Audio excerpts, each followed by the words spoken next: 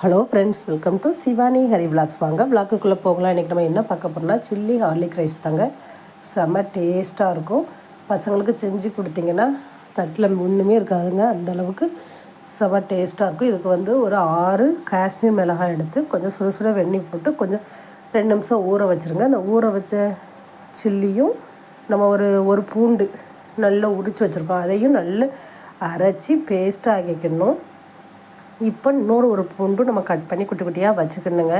அது வந்து நம்ம இது கூட சேர்த்து பண்ணணும். அதுக்காண்டி பூண்டு இஞ்சி எல்லாமே குட்டி குட்டியாக சாப் பண்ணி வச்சுக்கணும். வெஜிடபிள்ஸும் நமக்கு தேவையான கேரட்டு, கேப்சிகம், அதுக்கப்புறம் வந்து பீன்ஸு எல்லாமே சாப் பண்ணி வச்சுக்கணும். இப்போ ஒரு கடாயில் 4 ஸ்பூன் ஆயில் ஊற்றி இந்த ஹார்லிக்ஸ் அண்டு சில்லி பேஸ்ட்டை போட்டு நல்லா வதக்கணும். அது வதங்கும் போதே நம்ம கட் பண்ணி வச்சுக்க இஞ்சி, பூண்டு, வெங்காயம், பச்சை மிளகாய் இது எல்லாமே போட்டு அதையும் கொஞ்சம் நல்லா வதக்கணும். இப்போ இது வதங்கும் போதே நம்ம கட் பண்ணி வச்சுருக்க வெஜிடபிள் இருக்குல்ல, பீன்ஸு, கேப்சிகம், கேரட்டு இது எல்லாமே இது கூட நம்ம ஆட் பண்ணிடுறோங்க.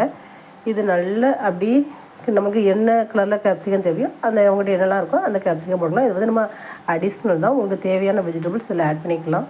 ஆனால் குட்டி குட்டியாக கட் பண்ணி ஆட் பண்ணி இப்போ அந்த வெஜிடபிளுக்கு தேவையான பிஞ்ச் அமௌண்ட்டு சால்ட் மட்டும் போடுங்க. இதை நல்லா விரைய விடுங்க. இப்போ நம்ம வடித்து வச்சுருக்க நார்மல் ரைஸ்னாலும் சரி, ஃப்ரைட் ரைஸ்னாலும் சரி, அது ஒரு கப் ஆட் பண்ணி அது கூட 1 spoon soya sauce, dry chilli powder 1 spoon sugar, 1 spoon உப்பு எல்லாம் போட்டு நல்லா விரவி எடுத்துருங்க.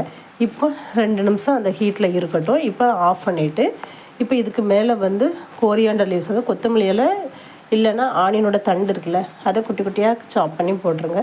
செம்ம ஃப்ளேவராக டேஸ்ட்டாக இருக்குங்க. பசங்களுக்கு அப்படி சுட கொடுத்திங்கன்னா விரும்பி சாப்பிடுவாங்க.